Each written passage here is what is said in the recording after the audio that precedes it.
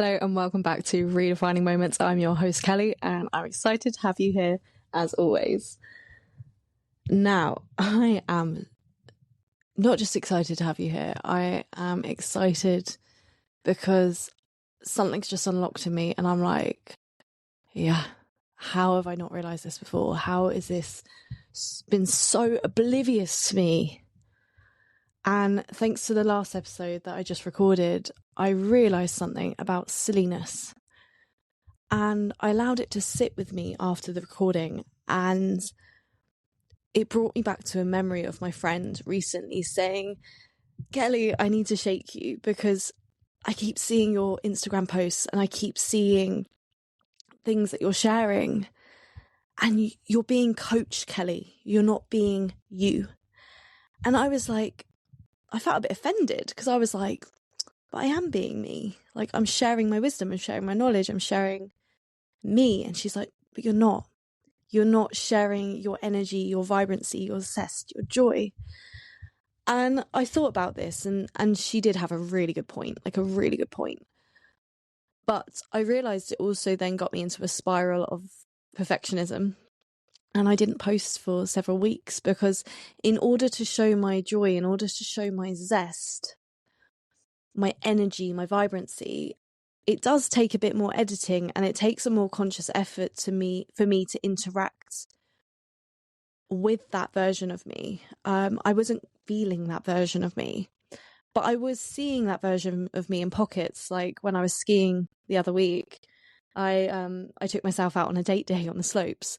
Someone reminded me that this is a holiday. You're allowed to have a holiday, because I think I get in my head when I go on a ski trip that I have to do everything. I have to make the most of it. And even that can create this seriousness and this commitment to staying on the slopes and making the most out of your time. But the reality was, like, I wasn't really feeling it that morning and I was absolutely exhausted. So I decided to go back to bed. And then when I went up onto the slopes, I was by myself. So because I was by myself, I was a bit wary of like not wanting to hurt myself or not wanting to cause any harm to myself. So I decided to ski with myself for a bit. And then it was a really beautiful bluebird day. So the sky was blue, the sun was out, like it was hot enough for me to like take layers off. And I decided to go sit in a deck chair and just observe the beauty of the Dolomites. So just to appreciate people skiing, the snow around me, the outline of the mountains, like it was stunning. And I had my sketchbook in my bag. I got that out. I did a drawing of what I saw in front of me. And then I realised that I can spin. So I do fire spinning. I've recently got into that in August. And I started to spin with the staff on the slopes. And I found so much joy in that moment because I hadn't been for months either. I hadn't been fire spinning for months. And for me, flow is such a beautiful thing. Like, I love dancing. I love movement, headstands, paddleboarding. Like in the summer, I'm extremely active. But in the winter, I tend to go inwards because the weather isn't as supportive of those activities. So I tend to find myself like going into my shell in the winter, which I think is understandable anyway. And usually when I go on my ski trip, I reconnect with that energy and that vibrancy and that joy of life and that zest for life and just being in the moment. And I find I don't care as much. Like I remember, like I ended up doing karaoke on the trip. I ended up joining in the kids club dancing. I ended up just being playful and silly and just reconnecting with a huge part of who I am and just enjoying the moment. And oh god, après skiing as well. Like, get me in a bar après skiing. I'm not a drinker, but get me dancing, get that music playing, and I will have the best time going. So for me, my ski holiday really brings out this joy. And then from that, there's usually a pattern where I want more of that in my life and I start to seek it. And a couple of years ago, I realised that I was going, well, if I lived in London, I'll be doing this. If I lived in Australia, I'll be doing this. And I realised I wasn't doing any of those things that I was saying I would do in those places back home. And I'm realising I'm getting stuck in that slump again, that same slump of not taking action in my life. But I just realized in this moment, thanks to remembering what my friend said, that I'm forgetting my joy. I'm forgetting my silliness. I'm forgetting the thing that makes me me, which is my vibrancy, my energy. And it's what people are drawn to in me. And then it suddenly dawned on me that when I've been in relationships, usually I have that energy at the start. I have that vibrancy, that love, that joy, that passion for life. And then the more serious the relationship gets, the more serious I get. And I almost forget that side of myself, and I lose that side of myself. And I become less attracted to myself as a result of it. So they're probably becoming less attracted to me. But it made me realize how much of myself I've been losing. And I think, thinking back to it, my most recent dating experience, or like recent dating experiences, I can see that that was a huge part of who I was in that moment. Like, I was very much embodying that joy throughout. And I think there's a part of me right now, thinking back to my past year, where I'm missing that side of me. I'm missing that spark. I'm missing that energy that I found through those connections. And actually, what I realized I'm actually missing is that side of myself. And I couldn't think about how I could get it back for myself, because quite often it comes out in a reflection of being with another person, by being playful, by being silly, by embracing the moment, by laughing together. But what I've just realized in this moment is I can access it through myself. I put some music on in the bathroom, and I just started silly dancing as I was wrapping the turban around my head and just kind of pulling silly faces at myself. And then I was singing loudly in the shower, and I didn't actually care about who could hear me. Whereas normally I become censored, because I'd be like, oh God, what if someone records me? I'd be really embarrassed. And I realise it's because in that moment, I wasn't taking life so seriously. And in the moments where I've fallen in love with myself and my life, it's when I'm not taking life so seriously. It's when I'm just taking the joy in the moment and running with it, and not being afraid to look silly, and not being afraid to just take the risks for the joy that it might offer me. And I think when I think about what I was saying the other day about this podcast, the other week for you guys, I was getting so worked up about how people might receive me or perceive me, that I was forgetting why I'm doing this to begin with. And it's because I have a deep joy and love for sharing my experience with people, for sharing my observations of the world with people, and just giving love back to the world. And the same could be said for my work, my relationships, my connections. I am taking life too seriously. And when I do, I become miserable. Because when it's serious, things have to be perfect. Things have to go a certain way. But when I'm coming from the place of being playful and silly and just taking the joy out of life, life just is. And I'm seeing and observing the beauty that is within it. And I don't take myself so seriously. I don't have to be something. I don't have to do something. I'm just doing it because of the feeling and the joy and the love that it brings me in that moment.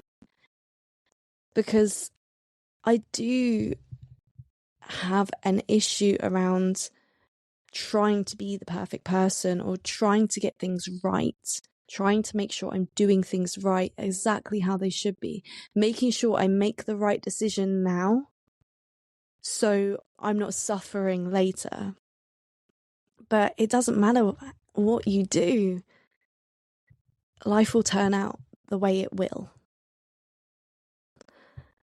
And I think about today, like even how I was feeling frustrated earlier, it was a consequence of my seriousness. I was trying to make the right decision when it came to resting. I was trying to make the right decision in how to relax, in how to enjoy my day off. And then as a result of that, I became consumed by my own misery. And it's a luxury. It's a luxury that I can be stunted and miserable about not being sure on what to do with my day off because I've got a couple of days off. It is a true luxury, but it's still something that I was struggling with today. And it's almost silly coming from this perspective. When I look at the playfulness and the silliness, I'm like, why was I so worked up about that? But I think this is where we all need to be honest with ourselves. And it goes back to my episode where I was saying about the us and them idea. Like, I sometimes feel as though I cannot truly express how I'm feeling because others have it worse. I sometimes feel like I can't be completely honest about my own silly little struggles because there is so much more suffering in the world, and my suffering is a teaspoon in comparison, less than that, like a grain of sand in comparison.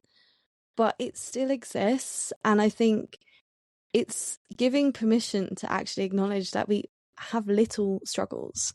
Like, my life's great. I have a great life, but I still have moments where I fall into deep slumps of self-pity and where I hate myself. I feel miserable. I don't want to do anything, but I know my misery is nowhere near in comparison to other people. I know that my low points are very light and still very positive compared to a lot of other people because of the work I've done. But at the same time, it doesn't make it any less. It doesn't make it any less real for myself. And I think when I'm able to come from this place of joy and silliness, it helps me ground myself in the moment. It helps me realize that there's more to life than my own suffering. There's more to life than this to and fro of feeling guilty for not being grateful for what I have, feeling guilty because I'm not making the most of my life, feeling guilty because I could be doing more, feeling guilty because I'm even feeling guilty or miserable or unhappy. Because actually, when I step out of that, it creates this like vortex of like, well, the black hole, I guess, of like, oh, I feel miserable. And then it creates a spiral because I shouldn't be feeling that way. I shouldn't be feeling miserable. I shouldn't be feeling sorry for myself. And it creates this vacuum of victimhood and self-pity that is pointless, but it gets bigger and bigger and bigger. And then because of that, I find myself wanting to find that joy. I realize that I'm trying to find joy, but I'm waiting for the moment to fix it for me. I'm waiting for the moment to offer me joy, to offer me my happiness and that spark that reignites myself with me.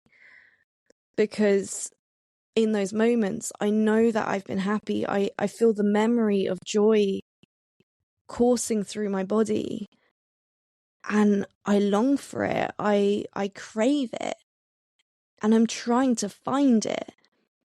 But the truth is, it's already there. It's just reigniting that spark, that silliness, as I said in the last episode, like reconnecting with the play and the fun in life.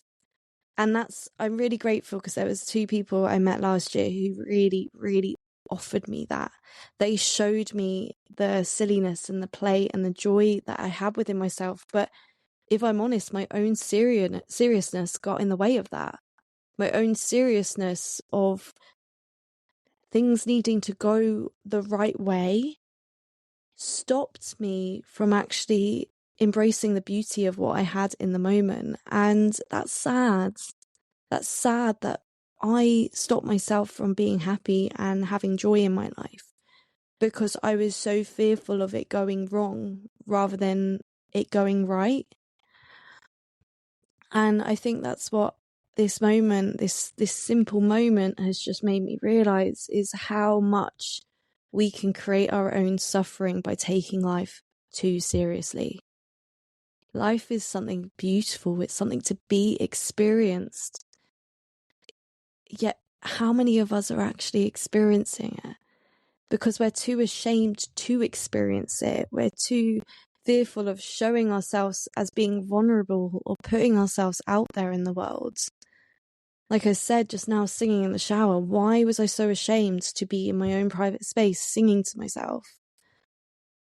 And I think when I look at my experiences over the last 10 years of my life, I actually realize that's what I've been showing myself. That's what I've been giving myself permission to do, is to go out into the world and experience my joy, to experience the momentum of living in the moment and just enjoying life for what it is.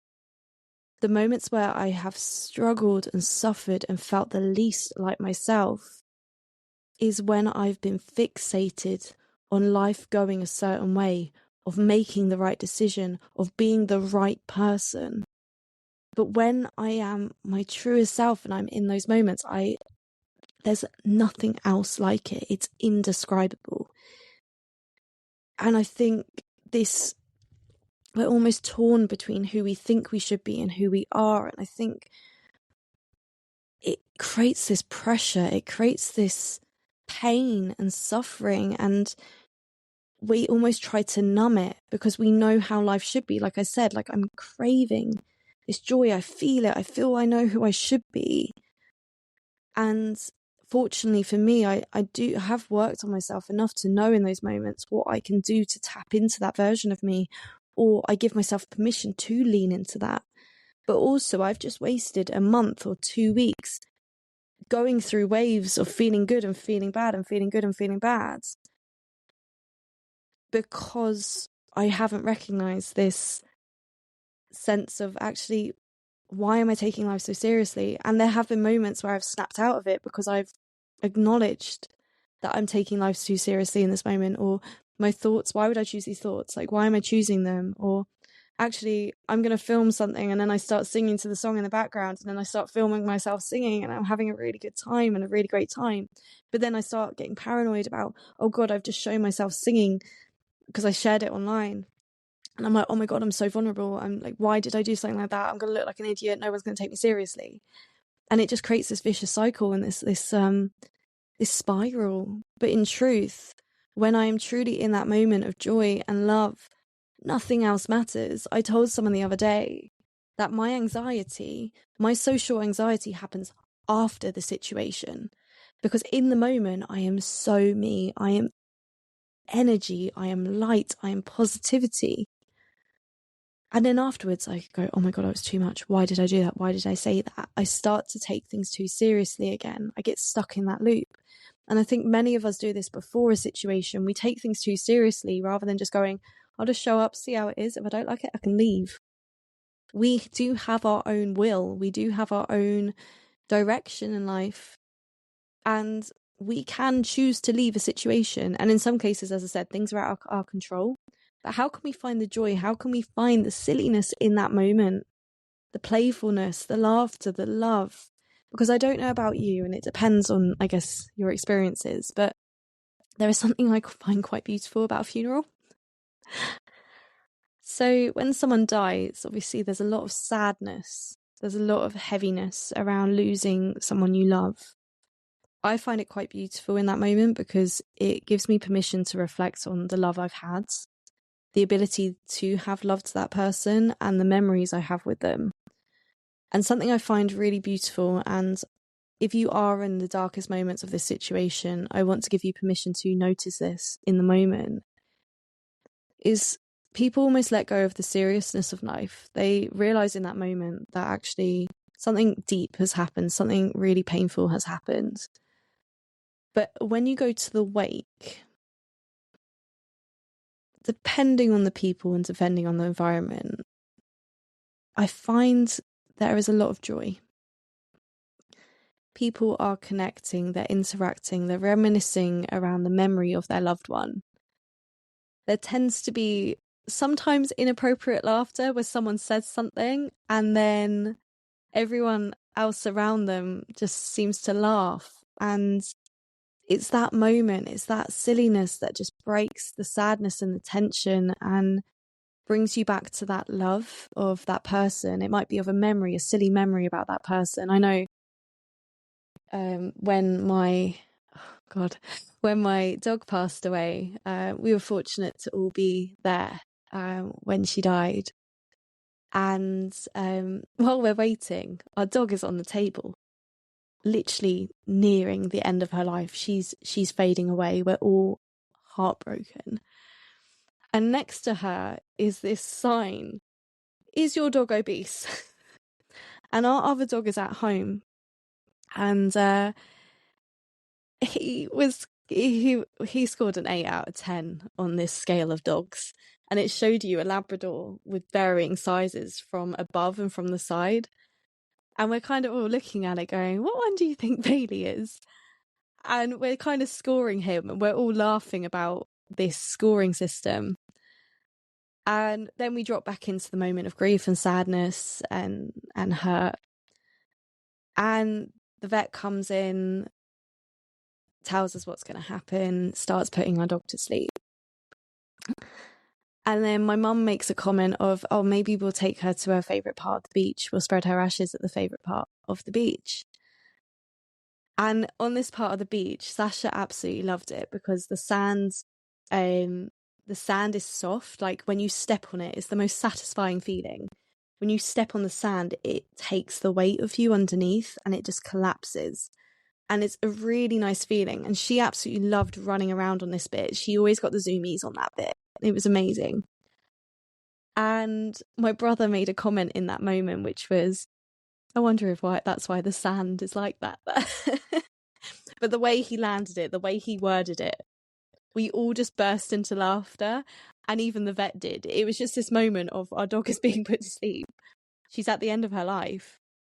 But the humour broke that moment. And it wasn't from a place of like pain. There was so much love in that moment. And I can't put that into words. And I think sometimes what happens is we get so trapped within our mind. I mentioned it in the last episode, that feedback loop of misery, the rumination of thoughts. We get so fixated to it that sometimes we forget the joy and beauty in life. And all it takes is a moment of gratitude, a moment of appreciation, a moment of reconnecting with your joy, love, laughter, and happiness to stop taking the world so seriously. So let this be the permission you need today to stop taking life so seriously, to go out into the world, to find the joy, to find the love, to find the laughter, the play. I know that's what I'm going to be aiming to do from now on, is just to reconnect with that version of me that doesn't feel the need to control everything and how it's going to turn out, but just to focus on the light and joy in this moment. How can I be silly? How can I be playful? How can I have fun with life? How can I make the most out of this moment from a place of joy and wonder? Because if you ever sit down and watch a child, this is exactly who they are. There is something about a child going out into the world where they will get the most uncontrollable, infectious laughter just from a sneeze. And then the joy you get back in return from that is amazing. We can take a lot from observing the children in our life. We can take a lot from observing the animals in our life, from observing the moments of laughter, because life can be very serious as it is. But the irony is, it's not as serious as it has been in the past. We're not. Some of us are. But if you're listening to this episode, there is a chance that you have access to things that many others wouldn't. We're not having to fight for survival every single day. And if you are, I really wish you well. But I think as well, when you look at those moments where people have reached a severe state of suffering, sometimes the things that get them through it is that sense of hope and recognizing the beauty that already does exist in the world. It's remembering the light in our lives in our darkest moments.